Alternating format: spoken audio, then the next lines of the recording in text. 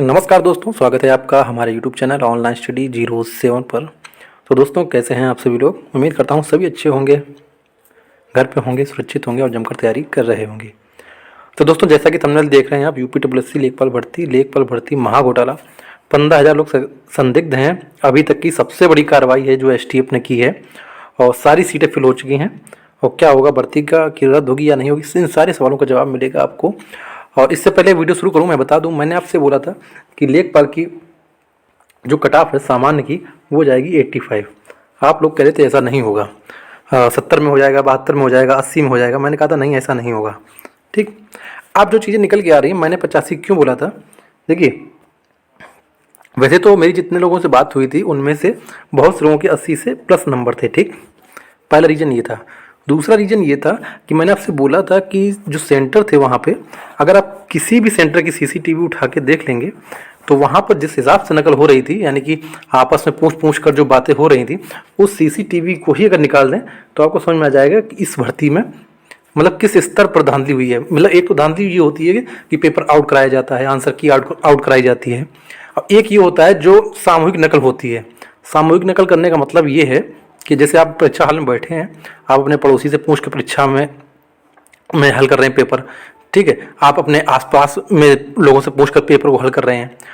जबकि होता क्या है कि आप देखते होंगे, अगर पहले जब बोर्ड के एग्ज़ाम भी होते थे तब भी ऐसा होता था कि, अब आज की बात तो नहीं कर रहा हूँ, पहले की बात कर रहा हूँ, पहले बोर्ड के पेपर भी होते तो ऐसे होते थे कि वहाँ पर आप नकल नहीं कर सकते हैं, मतलब आपको गर्दन भी नहीं हिला सकते हैं। ठीक है, इस तरह की परीक्षाएं होती थी। और आज हम कंपटीशन की परीक्षा, जिसमें बच्चों के लिए नौकरी का सवाल है, वहाँ पर इस तरीके से भर्ती, इस तरीके का प्रबंध था कि लोग आपस में बातचीत करके पेपर हल कर रहे थे। अगर आप मेरी बात से सहमत हो तो कमेंट करिएगा कि आपके यहाँ भी ऐसा माहौल था या नहीं था, या मैं झूठ ही बोल रहा हूँ। ठीक है, तो सबसे बड़ी बात यह है कि एक तो ये लोग हैं जिनको एसटीएफ पकड़ रही है, और ये छोटा मोटा आंकड़ा नहीं है। 15,000 तो संदिग्ध हैं, यानी 15,000 लोग तो एसटीएफ के रडार में हैं। अभी 15,000 लोग तो एसटीएफ के रडार में हैं। 15,000 लोग तो केवल रडार में हैं। देखिए, पेपर में भी आ जाया था। 15,000 संदिग्ध अभ्यर्थी हैं ये। वैकेंसी आपकी 8,000 है, संदिग्ध 15,000 हैं। अब मुझे बताइए, सीट आपकी कौन सी बच गई। आप कितने नंबर ले आएंगे इनसे ज़्यादा। ठीक है, आप कितने नंबर एक्स सोच रहे थे कि हम इतने ले आएंगे, 80 हमारा हो जाएगा। जब 8,000 सीटों में 15,000 संदिग्ध हैं तो आपका सिलेक्शन कैसे होगा। और ये 15,000 तो वो हैं जिनको एसटीएफ ने अभी संदिग्ध की लिस्ट में डाला है। ये 15,000 तो वो लोग हैं जिनको संदिग्ध की लिस्ट में डाला है। क्या केवल 15,000 ही लोग होंगे?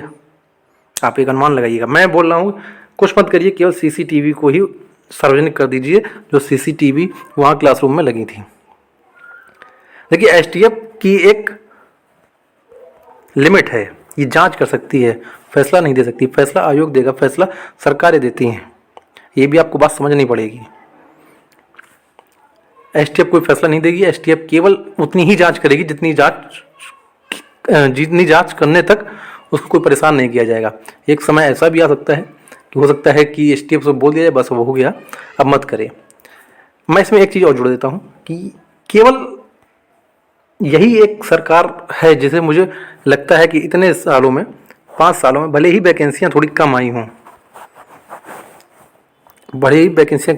भले ही पेपर बहुत रद्द हुए हों, भले ही इसकी प्राथमिकता सरकारी नौकरी ना देना हो, लेकिन मैं एक चीज़ हमेशा कह सकता हूँ, गारंटी के साथ कह सकता हूँ, और जो पुराने विद्यार्थी हैं वो भी बताएं कि इतनी बड़ी कार्यवाही पेपर रद्द कराने का जो मुद्दा है वो केवल यही गवर्नमेंट रखती है।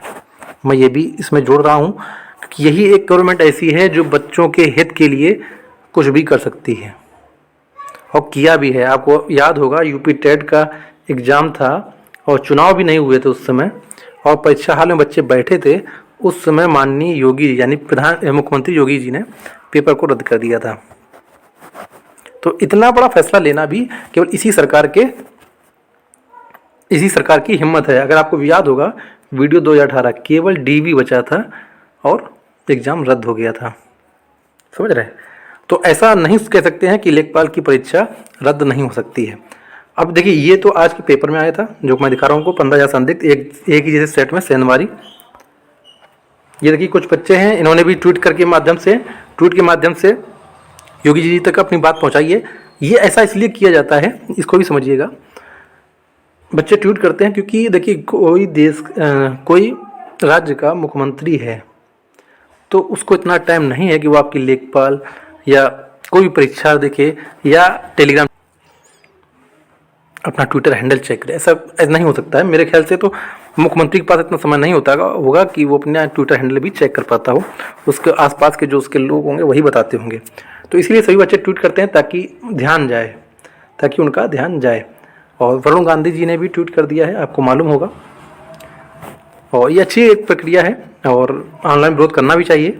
गलत को गलत कहना भी चाहिए। और ये देखिए सोम यादव हैं, उन्होंने भी एक ट्वीट किया था। और आपको मालूम होगा कि जब एग्ज़ाम ख़त्म ही हुआ था तभी एक आंसर की भी बहुत वायरल हुई थी। और ये जो आंसर की है ना, ये सेम वही आंसर की है जो UPSSC ने जारी की थी। तो अब ये समझ लीजिएगा, ये जो आंसर की जारी है तो ये कहीं ना कहीं UPSSC भी मिलीभगत हो सकती है या जो भी हो, वो सब जांच के विषय हैं। STF जो भी कर रही है वो सब जांच कर रही है।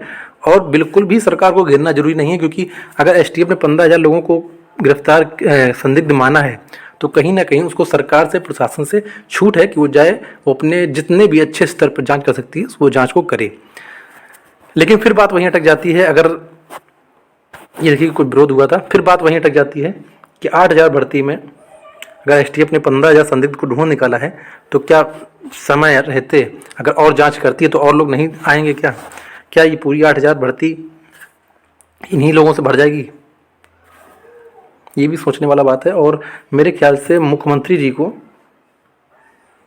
सबसे पहले तो एग्ज़ाम को ही रद्द करना चाहिए। दूसरा चीज़ ये है, कुछ कड़े फैसले भी लेने चाहिए। कड़े फैसले ऐसे कि जो लोग संदिग्ध हैं, देखिए मैं लिस्ट भी दिखाता हूँ जो STF ने जारी की थी।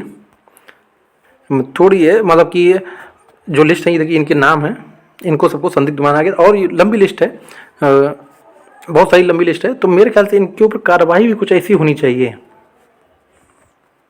ताकि आदमी एक बार ये काम करने में डरे। आज की जो पढ़ाई है ना, 10 बाई 10 के कमरे में हम लोग पढ़ते रहते हैं और नौकरी ले जाते हैं ये 15,000 लोग। ये सच है कहीं ना कहीं। और जिनका भी आप फ्रेश सिलेक्शन देखते हैं ना, वो बच्चे ऐसे होते हैं, मतलब ये मान लीजिए 100 में 90 नंबर वाले। आपको ये समझना होगा कि कट ऑफ इतनी ज़्यादा क्यों जा रही है। मैंने इसलिए पहले ही बोल दिया था 85 जाएगी ही जाएगी। और आप देख लेना, अगर रिजल्ट आता है, अगर यही वाला अगर इसी को जारी करते हैं तो रिजल्ट 85 से कम नहीं जाएगा। जनरल का कट ऑफ मैं बता रहा हूँ। कुछ तरीके हैं नकल के, मैं आपको बताता हूँ। आप देखिएगा जब भी आंसर की जारी होती है उसमें 2 से 3 क्वेश्चन ऐसे होते हैं जिनके कॉमन नंबर सबको दे दिए जाते हैं। 2 से 3 नंबर कॉमन नंबर मिलना बहुत बड़ी चीज़ होती है और इसी से खेल हो जाता है पूरा। कभी कभी होता है 2 से 3 नंबर इन्वाइट कर दिए जाते हैं। ये जो 2 से 3 नंबर इन्वाइट किए जाते हैं, ये भी बहुत बड़ा खेल ही मैं मानूंगा इसको। मैं कोई गलती नहीं मानता हूँ, क्योंकि ये ह्यूमन एरर। अगर 100 नंबर का मुझे प्रैक्टिस सेट बनाना है, अगर 100 नंबर का मुझे एग्ज़ाम के लिए सेट बनाना है, तो मैं 100 में एक भी गलती नहीं करूँगा, ये मैं गारंटी दे सकता हूँ। और वहाँ तो इतने पढ़े लिखे लोग बनाते हैं पेपर, तो वो 5-6 कैसे गलतियाँ कर सकते हैं। आप बात समझ, ये सब एक तरीके हैं। ये सब तरीके हैं लोगों को बाहर करने का और अपने लोगों को अंदर करने का। इस बात को जितनी जल्दी समझ जाएंगे उतना ही आपके लिए अच्छा है। बाकी मैं यही कहूँगा कि केवल यूपी में जो इस समय सरकार है, आप बोलेंगे चापलूसी कर रहा हूँ, तो मैं चापलूसी नहीं कर रहा हूँ। आप खुद इनका ट्रैक रिकॉर्ड उठा के देख लीजिएगा कि अगर पेपर रद्द करने की हिम्मत कोई दिखा सकता है तो यही एक सरकार है जो दिखा सकती है। बाकी संवेदनहीन तो है छात्रों के प्रति, इसमें भी मैं कोई ये नहीं कहूँगा कि नहीं ऐसा नहीं है। छात्रों के प्रति संवेदनहीन है, सरकारी नौकरी के प्रति संवेदनहीन है। ये सरकार नहीं चाहती कि आप सरकारी नौकरी के पीछे रहें, आप अपना कुछ करें, मतलब जो भी इनका हो। लेकिन मैं कहता हूँ सरकारी नौकरी के खिलाफ है, क्योंकि आपको मालूम होगा जो पहले सरकार बनी थी बीजेपी की, तो इन्होंने पेंशन ख़त्म की थी सरकारी लोगों की, और अब जो बनी है वो सरकारी नौकरी ख़त्म कर रही है। बाकी मैं यही कहूँगा कि आप लोग जितना ज़्यादा से ज़्यादा ट्वीट करें, सभी लोग एकजुट होकर आएँ, जितने भी बड़े बड़े चैनल हैं सभी मिलकर आएँ और आवाज़ उठाएं, क्योंकि लेखपाल भर्ती 8,000 भर्ती थी, 5 साल में एक बार आई थी और बहुत से लोगों की उससे उम्मीद थी जो टूट चुकी हैं। अगर एक बार ये भर्ती होगी ना तो तैयारी करने वाले बच्चों का मनोबल बहुत ज़्यादा गिर जाएगा। अब इसी में एक चीज़ मैं और जोड़ देता हूँ, आप लोग बहुत देर में एक्टिव होते हैं। पैट 2022 अभी होने वाला है। मैं आपसे 2-3 वीडियो बनाए थे, मैं बोल चुका हूँ। इसका मिनिमम कट ऑफ के लिए आप लोग कोई आवाज़ नहीं उठाते हैं। मिनिमम कट ऑफ के लिए आवाज़ उठाइए, नहीं तो ये पैट है ना, मैक्सिमम कट ऑफ के चक्कर में आप कुछ नहीं कर पाएंगे। फिर ये तरीका भी वो लोग ही अंदर जा पाएंगे जो पैट में के अपने परसेंटेज बना लेंगे 99% तक। आप बात समझ रहे हैं? ये सब तरीके हैं, अगर आपको नहीं इसको समझेंगे, आप केवल मैक्सिमम कट ऑफ के लिए ही तैयारी करते रहेंगे तो करते रहिए। मैं फिर बोल रहा हूँ, आप यूपी टेट और सी टेट तो में जैसे मैक्सिमम मिनिमम कट ऑफ है ना, वैसे ही इसमें लागू करवाने के लिए मांग करिए। मैं कोई बहुत बड़ा चैनल नहीं हूँ, मैं जितने लोगों तक बोल सकता हूँ उतना बोलता हूँ। बाकी आपको जो समझ में आता है वो करिए, क्योंकि मैं चीज़ों को बता सकता हूँ लेकिन मैं कुछ कर नहीं सकता हूँ अभी। या तो आप लोग वीडियो को शेयर किया करें, आप लोग बताया करें कि हाँ वीडियो बनाई जाए, या अपनी बातों को रखा करें तो मैं उसी के माध्यम से कोई वीडियो बनाऊँ। बाकी आपको वीडियो पसंद आता है तो शेयर करिए और सभी लोग मांग करिए लेखपाल भर्ती रद्द होना ही चाहिए, क्योंकि 15,000 तो संदिग्ध हैं केवल। और ये मैं कह सकता हूँ सबसे बड़ी धांधली होगी अभी तक की।